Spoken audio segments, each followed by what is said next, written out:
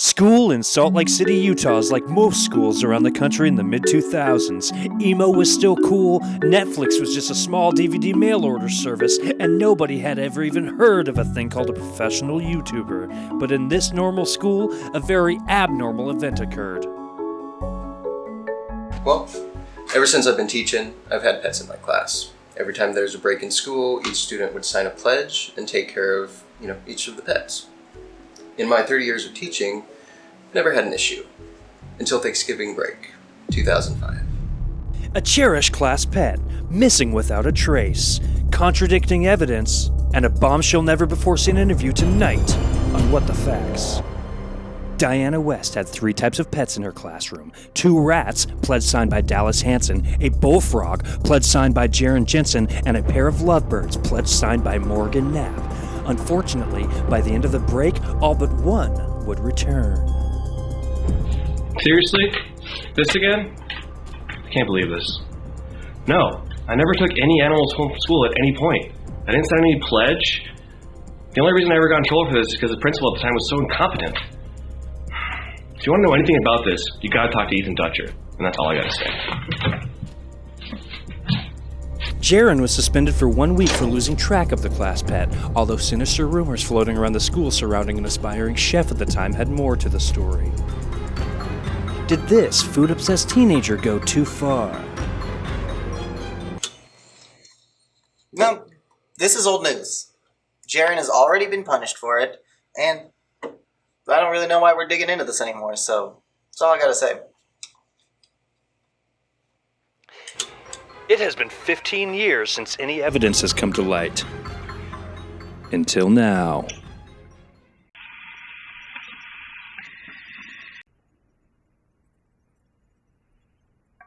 Yeah, he did it. He for sure did it. I didn't see it happen, but he absolutely did it. He does shit like that all the time. Ethan was such a nice and smart boy. He was kind of weird, though. Yeah, I don't know. I never met the guy, so who can tell if he's that type of person? I guess I'm about to find out, though.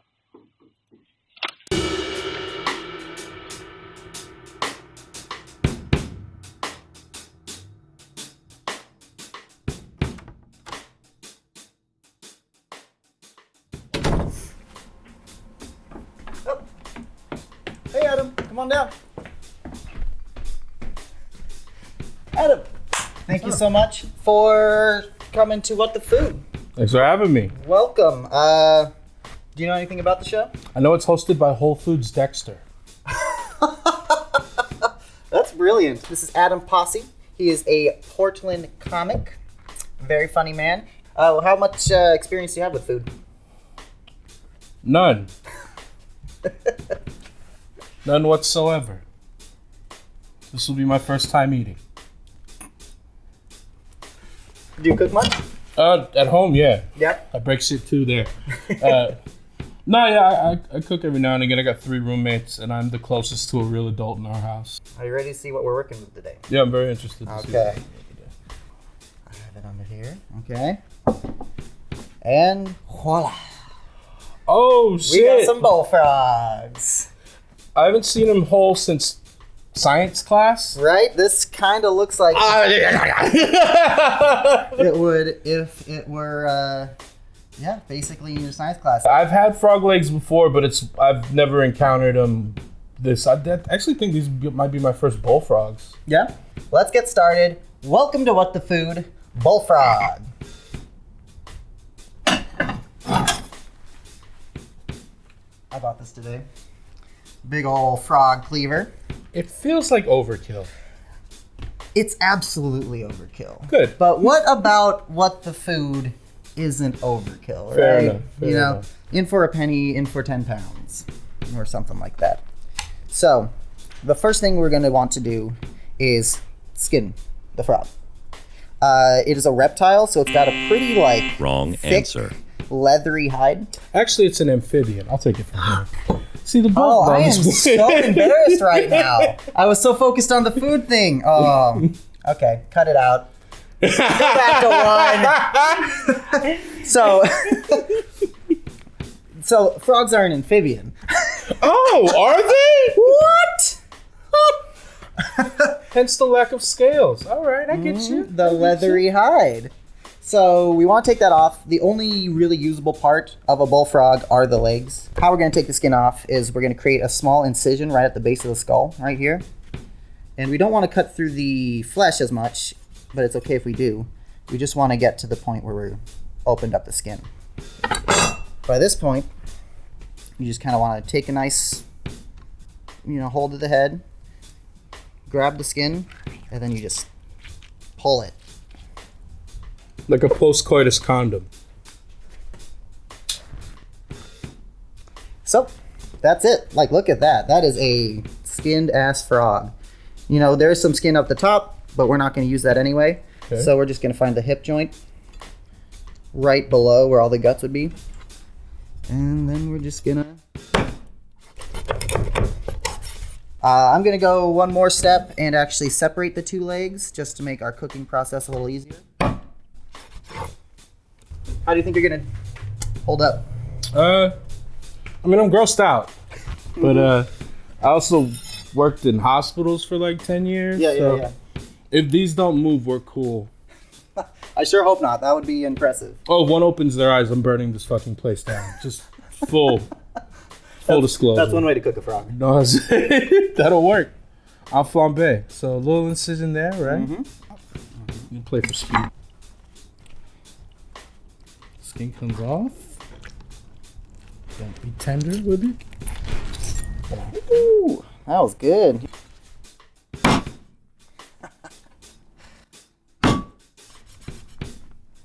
Fuck yeah. What's up, frogs? Come on, my shit. I hate the game Battletoads, first of all. Too hard for children my age. And a couple months ago, I was playing mini golf in a different county. I was playing mini golf. And the sun went down and the frogs came out, and I suck at mini golf, so it felt like I was getting heckled by frogs. This is what comes of that. Tell your friends. All right, so we got all our legs cut. We're gonna make our beurre blanc, the French sauce. It's a wine-based sauce. Ew, wine! I'm out of here. Yeah. Who likes this stuff?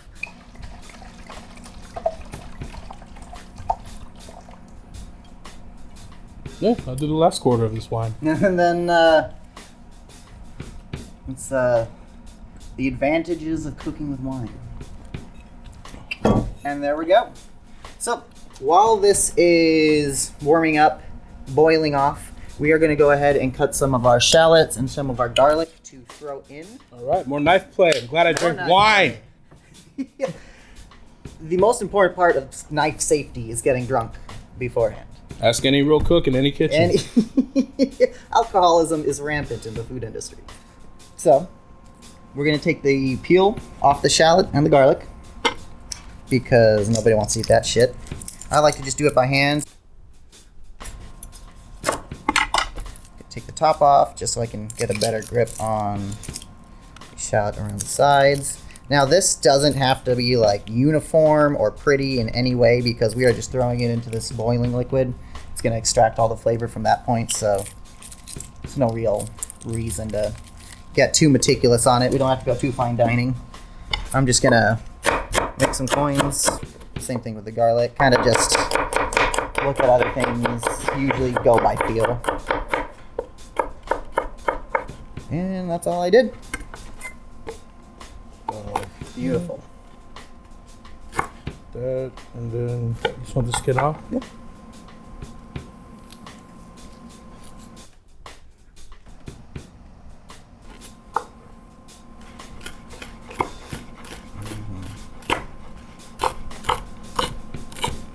Yeah, you know what you're doing.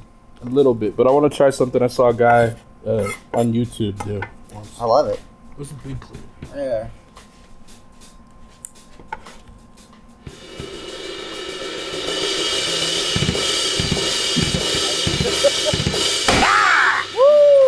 Wow. Splat like a bug. Peel it by hand, he says. Cleaner, he says. Look at that. Maybe so. You're halfway there. But it don't get your nipples as hard as that just did. Just a little bit of our time. Throw it down there, and probably about 10 peppercorns. So right now in this pot, it's just wine, garlic, shallots, thyme, and black peppercorn. And literally we're just gonna reduce this to about 90%. It is going to be the same consistency as like a maple syrup. I'm on board. I'm into Yeah, this. you're This so is fun. far you're pretty good. Yeah. It sounds great. Although I can still smell the frog guts on the table. Yeah, it's a distinct smell. The butter is chilling. We want it to stay pretty cold and in chunks because the key to this beurre blanc, or really any butter-based sauces, is... You're hitting those bees real hard, man. Yeah, bees and beurre teas. blanc. Beurre blanc. Butter-based sauces. Butter base. We don't want it to separate. We want it to be one homogenized sauce. We don't want any separation whatsoever. And the way you do that is just by going really slow and whisking a whole lot. Separate sauces are not equal. We do not condone segregation of sauces. Fats and water live in harmony. So my dad married a white lady.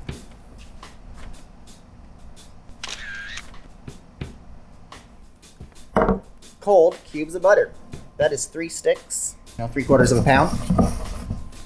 Look at the bubbles over here. You see it's not looking just like boiling water, right? It's kind of starting to have that sugary kind of bubbles coming on top of each other. Like frothiness? Yeah, the frothiness is a good way to put it. We're starting to get that kind of syrupy look. Okay. I am going to turn off the heat because the residual heat is probably going to get us to what we already want. So I'm going to go 3 or 4 blocks at a time. Like I said, it is cold, so it is going to be a slow going process. Yeah, look at that. We're kind of getting a little bit thicker. Our butter's going in. And, like, did you see how much we had in the pan before the butter? Yeah. Now look at that. That is like just butter. Smells good too. We're gonna put the last of it in there. And then why don't you go ahead and start whisking that up? Beautiful. Give that a little taste. Personally, I think it could use a little bit of salt. Oh, you're right about that acidity. Yeah. That's good. So let's add some salt. Keep whisking. And we are going to add... See how quickly that changed? Get you a little taste, but get back to work, fat man. All right? I have nothing if I'm not efficient. Sauce ain't gonna make itself. So we're definitely breaking the tradition right here, right now, where we are going to add a little bit of bacon fat Okay.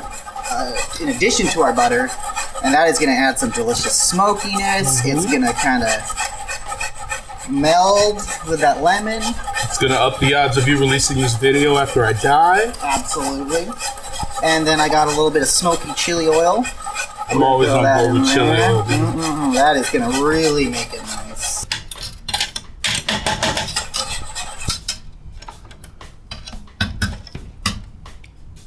Oh my lord. That is really fucking good. Is that bacon? What do you think? Yeah, man. I said earlier I could do a shot of this. Yeah. Just look at the frog legs. So, go ahead. Pour it through the strainer into the cup.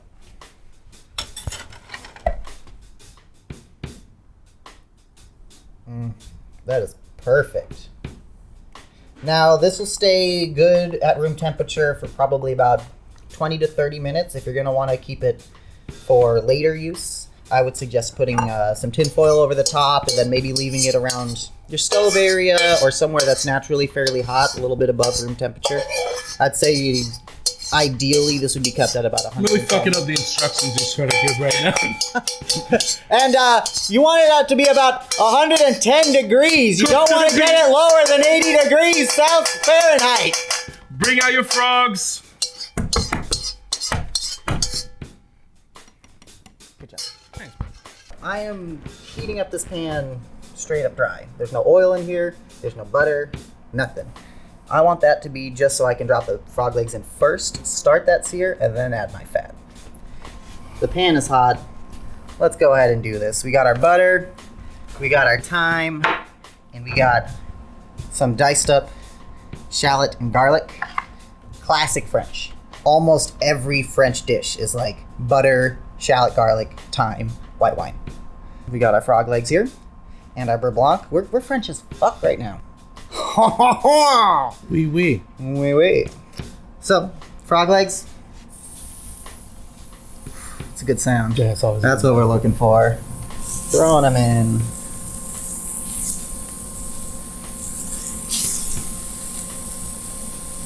Are you making a pinwheel? Are you making a frog? Oh, Oh my frog god! pinwheel. Isn't it cute? And then wait, I'm going to put the butter in the center.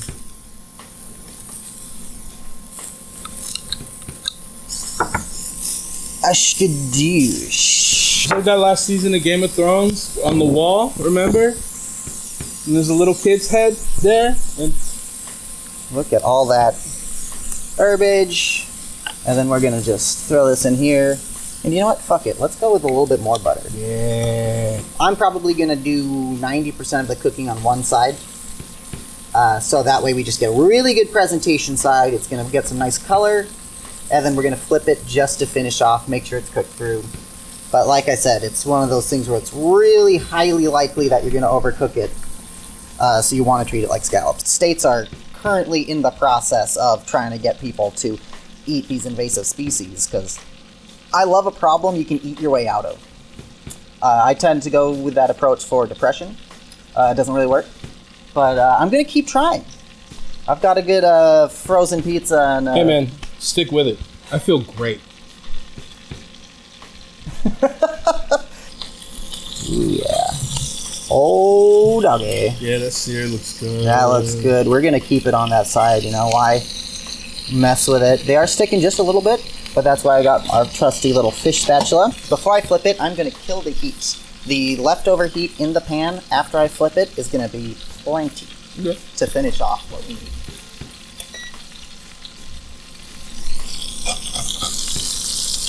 Ooh, yeah. Okay. I'm going to let that sit there for 60 more seconds.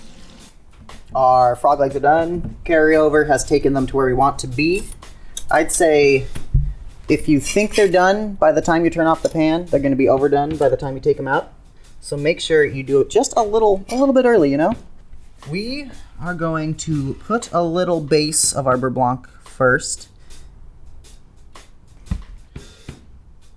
First, I'm putting it right in the middle. And then let's just keep our pile going. Like that.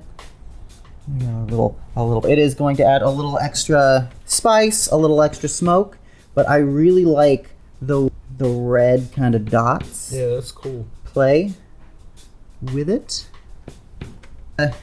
Another one of those really classic kind of French herb right on top. Aw, it's getting held by the little adorable. Wolverine claw. Yeah. Looks like the frog's smoking a tarragon joint right now. We got our bacon chili beurre blanc on the bottom. Burr. Beurre blanc on the bottom. We got our frog legs seared in butter, shallot, garlic, and thyme. Topped with a little bit of chili oil and fresh tarragon. You know, I was afraid before you added the herb. Now that I see it there, tarragon. I love this guy. Let's go ahead and dig in. I'm gonna grab it right by the ankle. I want one from the bottom because it's all sauced up. Let's do a little fist bump. The elbow. The elbow. Ooh, oh yeah, it's COVID time. Well, Adam, thank you for being on What the Food. Hey man, thanks for having me and feeding me especially.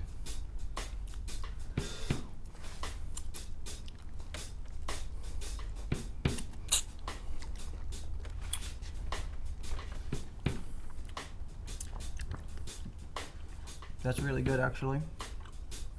What do you think? Yeah, it reminds me of something. I'm trying to figure out Is what. it spicy Cheetos? Yes. It tastes just like fucking spicy Cheetos. I clean bones, by the way. I'm an archaeologist when I eat. That sauce, you could spread it on the floor. Yeah, I'll probably clean it off could. there. Nah, the sear part of the frog is great too. And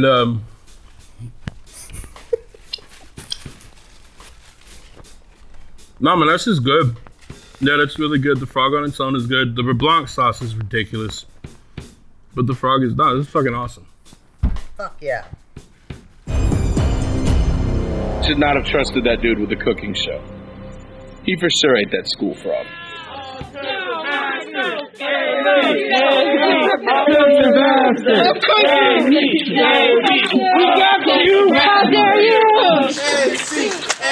Hey, guys, let me talk to him, please. Well, thanks so much for coming back. How do you feel about this whole experience?